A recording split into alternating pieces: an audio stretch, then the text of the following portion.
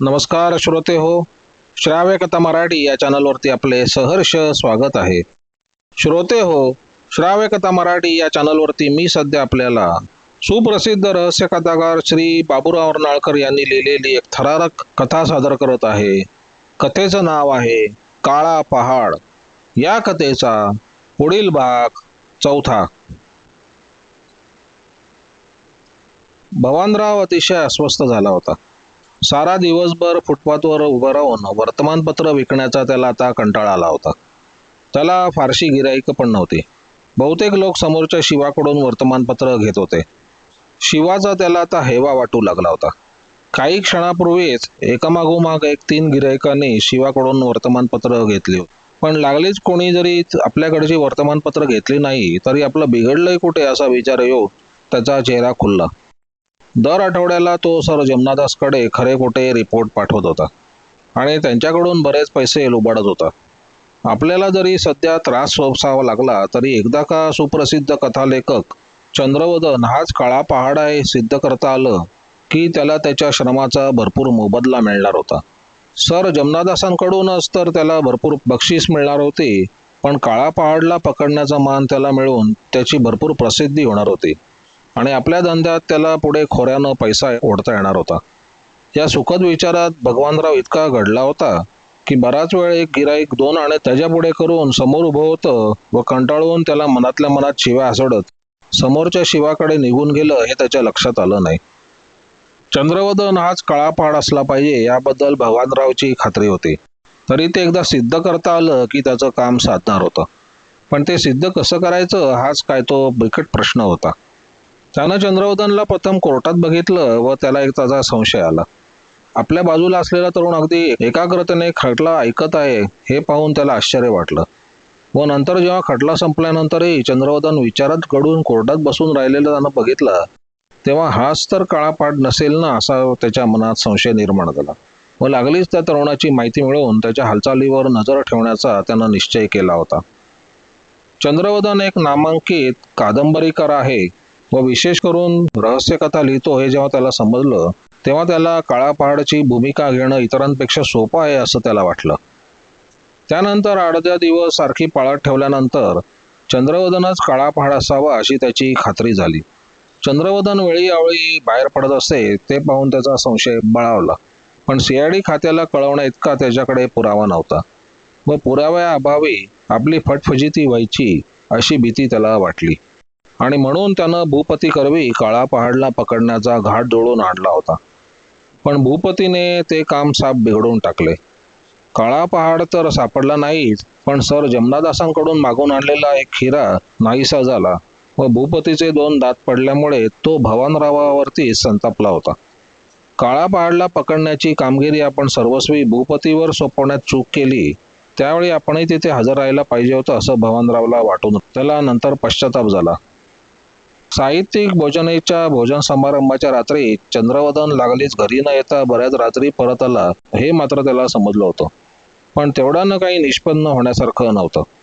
भूपतीच्या घरी घडलेल्या प्रकारानंतर त्यानं अतिशय दक्षता बाळगण्याचं ठरवलं. पण तो आणि त्याचा भाऊ शिवराज आळीपाळीने सतत पाऱ्यावर असतानाही आदल्या रात्री चंद्रवदन बाहेर पडला होता हे त्याला समजलं नव्हतं. भूपतीच्या मूर्खपणामुळे चंद्रवदन सावध झाला हे भवानरावला माहिती नव्हतं.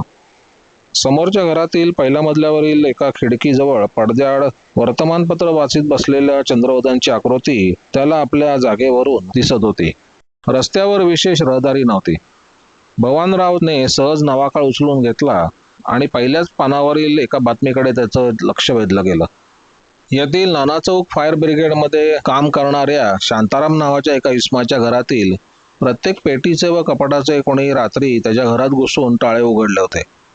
त्याच्या घरातील सर्व सामानाची उलथापालथ झालेली दिसून होत होती, पण त्याच्या घरात कोणतीही वस्तू नाहीशी झाली नाही. यावरून हे चोराचे काम होते की भूतचेष्टा होती याबद्दल शांतारामच्या मित्रमंडळीत बरीच चर्चा होत आहे. पोलिसातही या गोष्टीची वर्दी देण्यात आली आहे.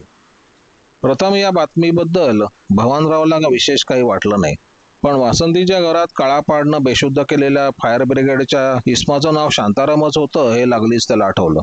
त्यानं तो मजकूर पुन्हा वाचला व वासंतीच्या घरात बेशुद्ध पडलेला शांताराम तो हाच याबद्दल त्याची खात्री झाली. व शांतारामच्या घरात काळा पहाडच शिरला असावा असा त्यानं अंदाज केला. त्यानं समोरच्या खिडकीकडे बघितलं. चंद्रवदनला काळा पहाड समजण्यात आपण चूक तर करत नाही ना, असा विचार त्याच्या मनात आला. कारण आदल्या रात्री चंद्रवदन बाहेर पडला नव्हता. तो जर घराबाहेर पडला नाही तर तो शांतारामच्या घरात कसा शिरणार? त्याचा मोठा गोंधळ उडाला. इतके दिवस आपण निष्कारण चंद्रवदनचा पाठलाग करण्यात तर घालवले नाही ना, असा त्याच्या मनात विचार आला. पण आदल्या रात्री त्याचा भाऊ शिवराम पहाऱ्यावर होता. शिवरामची नजर चुकवून चंद्रवदन निघून गेला असेल तर? शिवराम दारुडा होता. आता लवकरच संपूर्ण दारूबंदी होणार म्हणून शिवरामनं आदल्या रात्री जर खूप झोपली असेल तर? लागलीच शिवरामची भेट घेण्याचा त्यानं निश्चय केला व घाईघाईने जमिनीवर पसरलेली वर्तमानपत्र उचलून तो धावत तिथून निघून गेला. ही त्याची धावपळ दोघांच्या नजरेस पडली. त्याच्यावर जळफळणारा शिवा व पडद्याआडून त्याच्याकडे पाहत असलेला चंद्रवदनने त्याला घाईने निघून जाताना बघितले. तो शिवरामच्या खोलीवर गेला तेव्हा तो बिछाणावर घोरत पडलेला दिसला. भवानरावनं त्याला हलवून जागा केलं. शिवराम रागाने म्हणाला, अरे भवान्या, एवढ्या सकाळी मला त्रास द्यायला तुला काही शरम वाटत नाही की काय? आता दुपार उलटण्याची वेळ झाली आहे, भवानराव म्हणाला. तू रात्री दारू प्यायला होतास की काय? मूर्खा, तुझ्या कामामुळे मला काल दारू मिळालीच नाही, शिवराम रागानं म्हणाला. रात्रभर जागरण झालं आणि आता मला सुखानं झोपायला देत नाही. चालतं हो इथून. भवानरावचा शिवराम मोठा भाऊ होता. त्याचा स्वभाव त्याच्या परिचयाचा होता. तो पुन्हा म्हणाला, शिवराम, रात्री तू दारू प्यायला नव्हतास हे शपथेवर सांगू शकेल काय? होय, मी वाटेल ती शपथ घ्यायला तयार आहे, पांघरून अंगावर ओढत शिवराम म्हणाला. तर मग तुला रात्री झोप लागली असणार, भवानराव म्हणाला. शिवराम रागानं बिछाण्यात उठून बसला आणि मोठ्याने म्हणाला, हे तुझ्या बोलण्याचा अर्थ काय? त्याच्यापुढे वर्तमानपत्र सारत भवानराव म्हणाला, वाच, काल रात्री काळा पहाड पुन्हा कामगिरीवर निघाला होता. शिवरामनं ती बातमी वाचली. भवानरावनं पूर्वी त्याला सर्व हकीकत सांगितली होती. तो म्हणाला, भवान्या, त्यावरून तू भलत्याच इस्माला काळा पहाड समजत असावास हे स्पष्ट होत आहे. तुझी नजर चुकवून तो बाहेर पडला नसेल कशावरून? भवानरावनं विचारलं. ते शक्यच नाही. त्या घरातून एखादा उंदीर बाहेर पडला असता तर तोही मला दिसल्या वाचून राहिला नसता. शिवरामच्या निश्चयी चेहऱ्यावरून तो खरे सांगत असल्याबद्दल भवानरावची खात्री पटली. त्याला सोडून जेव्हा चंद्रवदनच्या घराकडे तो परतला तेव्हा तो विचारात गढून गेला होता. त्या शांतारामच्या घरात काळा पहाडच शिरला असावा याबद्दल त्याच्या मनात संशय नव्हता. काळा पहाड शांतारामच्या घरात का शिरला असावा याबद्दल तो विचार करत असताना एकाएकी त्याला वासंतीनं कोर्टात सांगितलेली हकीकत आठवली व चोरलेले दागिने पुन्हा हस्तगत करण्याची काळा पहाड खटपट करत असावा हे त्याच्या लक्षात आलं. त्याला त्या शिपायाची आठवण झाली व जर त्याच्याही घरात काळा पहाड शिरला असला तर आपले गणित अगदी बरोबर आहे असे ठरणार. या हेतूनं त्यानं लागलीच त्या शिपायाला भेटण्याचं ठरवलं. तो पुन्हा चंद्रवदनच्या घरासमोरील जागा सोडून तातडीने निघाला. याही खेपेला चंद्रवदन व शिवा त्याच्याकडे बघत होते. त्या शिपायाचा पत्ता मिळवण्यास त्याला फारशी अडचण पडली नाही. तो जिथे पहारा करीत उभा होता तेथे जाऊन भवानरावनं त्याची गाठ घेतली. रामराम हवालदार, CID ऑफिसातून तुमचं नाव समजलं म्हणून मी इथे तुम्हाला काही विचारायला आलोय, भवानराव म्हणाला. गेल्या 8 दिवसात तुमच्या घरात रात्रीचा कधी चोर शिरला होता काय? हा त्याचा प्रश्न ऐकून शिपायाला आश्चर्य वाटलं. आपल्या घरात चोर शिरला होता ही गोष्ट त्यानं कोणाला समजू दिली नव्हती. एक तर त्याच्या घरातलं काही चोरीला गेलं नव्हतं आणि दुसरं, आपल्या घरात चोर शिरला होता हे दुसऱ्याला सांगण्यात त्याला भूषणास्पद असं काही वाटत नव्हतं. शिपाई आश्चर्यचकित होऊन भवानरावकडे काही न बोलता पाहू लागला. तुम्ही गप्प का? तुमच्या चेहऱ्यावरून माझा तर्क बरोबर असावा असं दिसतंय, भवानराव म्हणाला. होय, कोणीतरी माझ्या घरात शिरला होता खरा, पण त्यानं काही चोरलेलं नाही, शिपाई म्हणाला. शिपायाचं ते बोलणं ऐकताच भवानरावला आपला तर्क बरोबर ठरल्याचा आनंद झाला. त्या शिपायाचे आभार मानून तो तिथून सटकला व पुन्हा चंद्रवदनच्या घरासमोर येऊन उभा राहिला. काळा पहाड वसंतीच्या घरातून पोलिसांच्या डोळ्यात धूळ फेकून निसटल्यानंतर त्या खोलीत तो फायर ब्रिगेडचा माणूस व तो शिपाई अखेरीस तिसरा माणूस शिरला नव्हता हे त्यालाही माहीत होतं. त्या दोघांनाच दागिने पळवण्याची चांगली संधी होती. काळा पहाड शिपायाच्या घरात शिरला यावरून त्या पोलिसाकडे ते दागिने सापडले नाहीत हे उघड होतं. शांताराम जर अपराधी असता तर आपल्या घरात चोर शिरला होता या गोष्टीला त्यानं प्रसिद्धी दिली नसती. त्या दोघांनीही जर ते दागिने चोरले नाही तर मग ते अदृश्य झाले कसे? भवानराव विचारात गढून गेला होता. त्याचे आजूबाजूला मुळीच लक्ष नव्हते. त्यानं आपले डोळे जवळजवळ मिटून घेतले होते. एकाएकी त्याचा चेहरा प्रसन्न झाला आणि त्यानं आनंदाने टाळी वाजवली. जर शिपायाने किंवा बंबवाल्याने ते दागिने चोरले नाही तर खात्रीने ते काम त्या थेरड्याचे, वासंतीच्या काकाचे असावे. तो स्वतःशीच पुटपुटला आणि घाईघाईने वर्तमानपत्राचं गाठोडं बांधू लागला. चंद्रवदन पडद्याआडून भवानरावची प्रत्येक हालचाल लक्षपूर्वक बघत होता. वर्तमानपत्रातील बातमी वाचूनच भवानराव विस्मित झाला व तेथून घाईघाईने तो निघून गेला हे त्याने पाहिले होते. त्यानं कोणती बातमी वाचली असावी तो तर्क करणं कठीण नव्हतं. सर्व वर्तमानपत्रात शांतारामच्या घरात चोर शिरल्याबद्दलची बातमी दिली होती. भवानराव काही वेळाने परत आला व लागलीच पुन्हा घाईघाईने तिथून निघून गेला हे चंद्रवदननं पाहिलं व त्यामुळे तो बराच अस्वस्थ झाला. भवानराव आपल्या विरुद्ध काही डाव टाकण्याच्या योजनेत आहे असं त्याला वाटलं. तो आता आपल्या विरुद्ध काही हालचाल करण्याच्या विचारात असावा असा त्यानं तर्क केला. चंद्रवदन त्यासंबंधी विचार करण्यात दंग असताना फिरून भवानराव परत आला. त्यानंतर त्यानं त्याला डोळे मिटून विचार करत असताना बघितलं व नंतर प्रसन्न वदनाने टाळी वाजवताच त्याचा काही ठाम विचार झाला अशा कल्पनेनं चंद्रवदनला धक्का बसला व भवानरावनं वर्तमानपत्र काकोटीला मारून ज्या तऱ्हेने तो तिथून निघून गेला यावरून त्यानं ज्याकरता आपल्यावर पाळत ठेवली होती ते काम सफल झालं असावं असं चंद्रवदनला वाटलं. त्यानं आतापर्यंत अनेक साहसे करून साऱ्या पोलीस खात्याला झुलवले होते, पण ही सर जमनादासांच्या इथे त्यानं केलेली चोरी त्याला अतिशय त्रासदायक ठरणार होती असं त्याला दिसू लागलं होतं. काही विचार मनात आणून चंद्रवदन लागलीच आपल्या जागेवरून उठला आणि त्वरेने घराबाहेर पडून त्यानं भवानरावचा पाठलाग करायला सुरुवात केली. त्याचा आत्ताच जर काही आपण बंदोबस्त केला नाही तर आपण संकटात सापडू असं चंद्रवदनला वाटलं. आपल्यावर पाळत ठेवणारा हा इसम कोण आहे हे प्रथम शोधून काढून त्याला प्रतिशय देण्याचा त्यानं विचार केला. आपल्याच विचारात घडून घाईघाईने घराकडे परतणाऱ्या भवानरावला चंद्रवदन आपला पाठलाग करील ही कल्पना नसल्यामुळे त्यानं एकदाही मागे वळून बघितले नाही आणि जरी पाहिले असते तरी चंद्रवदन काही त्याच्या दृष्टीस पडला नसता, कारण पाठलाग करण्यात तो अतिशय कुशल होता. पण आपला संशय चंद्रवदनला आला आहे अशी त्याला कल्पनाही नसल्यामुळे चंद्रवदनाचे काम सोपे झाले होते. भवानराव पोलीस खात्यातील नसावा अशी चंद्रवदनने पूर्वी अटकळ बांधली होती. तिला तो CID खात्याकडे न जाता दुसऱ्याच रस्त्याने जाऊ लागताच पुष्टी मिळून चंद्रवदनला समाधान वाटले. भवानराव आपल्या घरात शिरला व त्याच्या नावाची वाटी वाचून तो एक खाजगी डिटेक्टिव्ह आहे हे चंद्रवदनला समजून आले. एक धाडसी विचार चंद्रवदनच्या मनात आला. त्यानं भवानरावच्या घरात शिरण्याचं ठरवलं. तो विचार मनात येताच त्यानं लागलीच त्याची अंमलबजावणी केली. संध्याकाळची वेळ असल्यामुळे रस्त्यावर प्रकाश नव्हता आणि भवानरावचं घर एका आडबाजूच्या गल्लीत होतं हे त्याच्या पथ्यावर पडलं. त्यानं आपल्या डोक्यावरची हॅट खाली ओढली आणि बेधडक भवानरावच्या घरात घुसला. बाहेरच्या खोलीत कोणी नव्हतं, पण आतल्या खोलीतून बोलण्याचा आवाज ऐकू येत होता. चंद्रवदन कान लावून ऐकू लागला. भवान्या, तू भलत्याला काळापाड समजत आहेस हे मी तुला मगाच सांगितलंय. रात्री तो घराबाहेर पडला नव्हता हे मी तुला अगदी शपथेवर सांगू शकतो. चंद्रवदनने ऐकलं.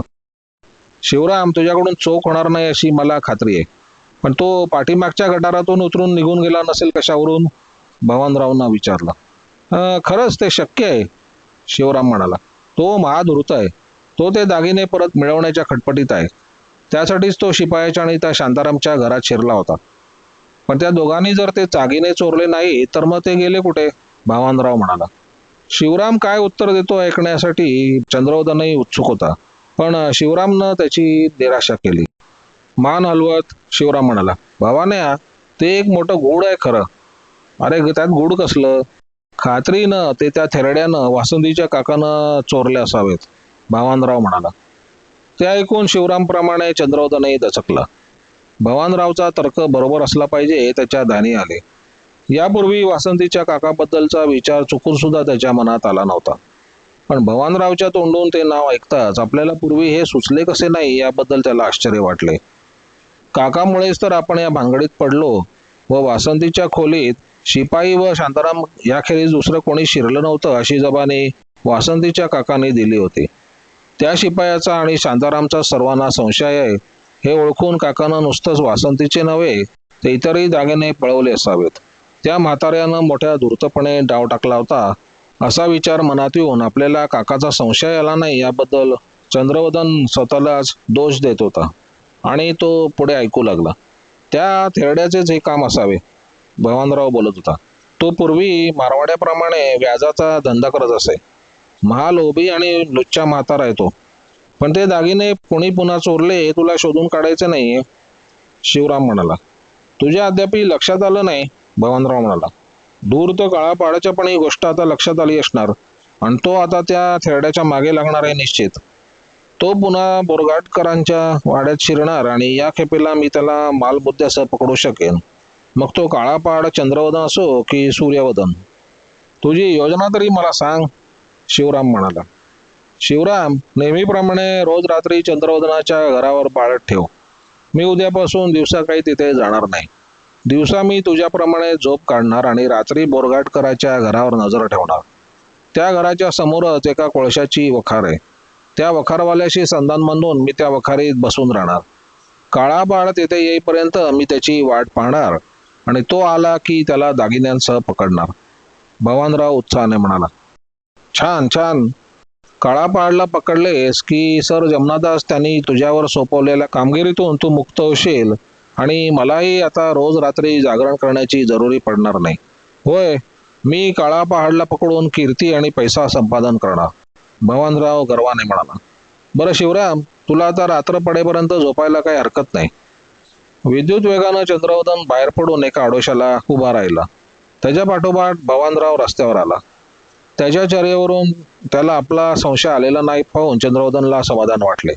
अगदी थोडक्या वेळात महत्वाच्या कितीतरी गोष्टी त्याला समजल्या होत्या. पुढील काही दिवस भवानराव झोप घेत असताना चंद्रवदनने वासंतीच्या घराच्या आसपास भटकण्यात घालवले. त्या घराच्या आजूबाजूच्या भागात शिरून त्यानं नीट निरीक्षण केले. सर्व रस्ते गल्ल्याबोळ पाहून ठेवले. त्या भागात रात्री किती शिपाई गस्त घालतात, त्यांच्या गस्त घालण्याच्या वेळा, नावं वगैरे माहिती मिळवली आणि 7व्या रात्री तो कामगिरीवर निघाला. त्या घरावर पाळत ठेवणाऱ्या शिवरामला चुकवणं त्याला मुळीच कठीण नव्हतं. वासंतीच्या घराच्या कोपऱ्यावर नेहमीप्रमाणे शिपाई रामचंद्र उभा होता. रात्रीचे 12 वाजून गेले होते. दुरून झटपट पावलं टाकत एक व्यक्ती त्याच्यासमोर येऊन उभी राहिली आणि अधिकारदर्शक स्वरात म्हणाली. रामचंद्र, मी CID सुपरिटेंडंट विश्वासराव. आज तुझ्या या भागात एक महत्वाची घटना घडणार आहे. तू काळापहाडचं नाव ऐकलंयस का? होय साहेब, रामचंद्र म्हणाला. त्या व्यक्तीच्या चेहऱ्याकडे पाहताच ते विश्वासराव आहे त्याबद्दल त्याची खात्री पटली होती. तो काळापहाड आज रात्री इथल्या कुठल्या तरी घरात शिरणार आहे, अशी बातमी आम्हाला मिळालेली आहे आणि त्याला पकडण्यासाठी तयारी आम्ही केलेली आहे. तू काय करायचं ते तुला मी सांगून ठेवतो, म्हणजे ऐन वेळी गोंधळ उडणार नाही. तू या रस्त्यावर दोन्ही बाजूच्या घरांवर नजर ठेवून गस्त घाल. जर एखाद्या घराच्या आवारात तुला संशयास्पद हालचाल दिसली तर तू प्रथम पाठीमागल्या रस्त्यावर गस्त घालणाऱ्या महादेवला बोलवून घे. नंतर महादेवला काशाच्या कोळशाच्या वखारीत पाठव. तेथे खाजगी डिटेक्टिव्ह भवानराव बसलेले असतील, त्यांना बोलवून आणायला सांग. तुम्ही तिघं एकत्र आलात की भवानरावच्या सल्ल्याप्रमाणे वागा. सर्व लक्षात राहील ना? होय साहेब, रामचंद्र अदबीने सलाम करत म्हणाला. रामचंद्रला तिथे सोडून मनातल्या मनात हसत चंद्रवदन तिथून त्वरेनं दूर झाला. त्यानं हुबेहूब विश्वासरावांप्रमाणे वेषांतर केले होते. झटपट पावलं टाकीत तो शेजारच्या गल्लीत शिरला व तेथे अंधारात भिंतीला टेकून ठेवलेल्या सायकलीवर आरोढून तो त्या मधल्या रस्त्यानं एका रिकाम्या बंगल्याच्या पाठीमागे आला. त्या सायकलीवर 2 काळ्या पिशव्या होत्या, त्या काढून घेतल्या आणि सायकल एका ठिकाणी सुरक्षित ठेवून त्यानं त्या पिशव्या घेऊन भिंतीवरून उडी मारली आणि बंगल्याच्या आवारात शिरला. बंगल्याच्या पाठीमागील दार उघडणं काही कठीण नव्हतं. ते दार उघडून तो बंगल्यात शिरला. बंगला रिकामा आहे, त्यानं पूर्वी हेरून ठेवलं होतं. हातातल्या पिशव्या घेऊन तो इतर खोल्या ओलांडीत घराच्या पुढच्या दिवाणखान्यात आला. रामचंद्र आजूबाजूच्या घराकडे अगदी बारकाईने पाहत रस्त्यावरून चालला होता. त्याला काही संशयास्पद आढळले नव्हते, पण काळापहाडबद्दल त्यानं अनेक गोष्टी ऐकल्या होत्या, त्यामुळे तो सावध होता व काळापहाडला पकडण्याच्या CIDने आखलेल्या योजनेत आपल्याला भाग घ्यायची संधी मिळाल्याबद्दल व विश्वासरावांसारखे बडे अधिकारी त्याच्याशी बोलल्याबद्दल त्याला आनंद झाला होता. एकाएकी चपापून रामचंद्र जागच्या जागी उभा राहिला. एका बंगल्यात कोणीतरी टॉर्चचा प्रकाश पाडला असा त्याला भास झाला. तो बंगला शेठ जगमोहन दास यांचा असून सध्या ते आपल्या परिवारासह माथेरानला गेल्यामुळे बंगला रिकामा आहे हे त्याला, तो त्या भागात नोकरी बजावित होता त्यामुळे त्याला माहीत होतं. पुन्हा त्याला प्रकाश दिसला आणि लागलीच नाहीसा झाला. पूर्वी आपल्याला वाटले तसा तो भास नसून खरोखरच कोणी त्या बंगल्यात शिरलंय याबद्दल रामचंद्रची खात्री झाली. काळा पहाड त्या रिकाम्या बंगल्यात शिरलाय असं वाटताच तो त्याला पूर्वी मिळालेल्या सूचनेप्रमाणे महादेवला आणण्यासाठी पुढील नाक्याकडे धावत निघून गेला. महादेवला त्यानं सूचना देऊन सावध करून ठेवलं होतं. धापा टाकत रामचंद्र म्हणाला, महादेव धाव आणि त्या भवानरावला जगमोहन शेठच्या बंगल्यात घेऊन ये. मी पुढे जाऊन तुमची वाट पाहत राहतो. रामचंद्र व महादेव वेगवेगळ्या दिशेकडे पळाले. महादेव जेव्हा बोलवायला आला तेव्हा भवानरावला काही आश्चर्य वाटलं नाही. पुढे काही भानगडू नये म्हणून त्यानं जवळच्या ठाण्यावर जाऊन आपण एका बदमाशाच्या मार्गावर असून रात्रभर काशाच्या वखारीत असतो हे कळवलं होतं. काळा पहाड एका बंगल्यात शिरलाय पोलिसांनाच कळवल्यामुळे तो धावत महादेव बरोबर निघाला. ते दोघे बंगल्याजवळ पोहोचले तेव्हा फाटकाबाहेर उभा असलेला रामचंद्र त्याला भेटला. तो काहीशा निराशेच्या स्वरात म्हणाला, अद्यापि त्या बेट्याची काही हालचाल दिसत नाही. तुला काय वाटलं, तो हसत तुझ्यापुढे उभा राहून तुला रामराम करेल की काय? भवानरावनं हेटाळणीने विचारले. ते तिघेही बंगल्याकडे रोखून बघत होते. पुन्हा त्यांना खिडकीत प्रकाश दिसला. आहे, बेटा आत आहे बहुतेक, रामचंद्र आनंदाने म्हणाला. तो काहीतरी शोधत असावा. चला आता वेळ घालून उपयोगाचा नाही, भवानराव म्हणाला. पण साहेबांनी तो पळायला लागला की पाठलाग करा असं बजावलंय. काळा पहाडसारखा धूर्त चोराला ठोळकळ नियमाप्रमाणे वागणं मूर्खपणाचं ठरेल. हा चला, भवानराव म्हणाला. भवानराव सांगेल त्याप्रमाणे वागा या साहेबांच्या शब्दांची आठवण होऊन रामचंद्र त्याच्याबरोबर जायला निघाला. भवानरावने मोहिमेचे आधिपत्य स्वीकारले. तो म्हणाला, महादेव तू पळत जाऊन पाठीमागचा दरवाजा रोखून धर. आम्ही दोघं पुढून बंगल्यात शिरतो. महादेव धावत निघून गेला. त्याला बंगल्याच्या पाठीमागे पोहोचण्यास थोडा वेळ देऊन भवानराव रामचंद्रसह पुढील दरवाजाकडे गेला. दरवाजाला टाळे होते, पण बाजूची एक खिडकी थोडी उघडी दिसली. त्या खिडकी वाटे ते दोघे आत घुसले. दूर त्यांना पुन्हा टॉर्चचा प्रकाश दिसला. ते धावतच्या खोलीत प्रकाश दिसला होता तिथे गेले. दोघांनी टॉर्च पेटून बघितले. तेथे काळा पहाड नव्हता, पण एक काळे मांजर उंदराबरोबर पकडापकडीचा खेळ खेळत होते. त्या मांजराच्या पाठीवर एक पेटवलेला टॉर्च बांधला होता आणि त्या टॉर्चचा प्रकाश त्यांना दिसला होता.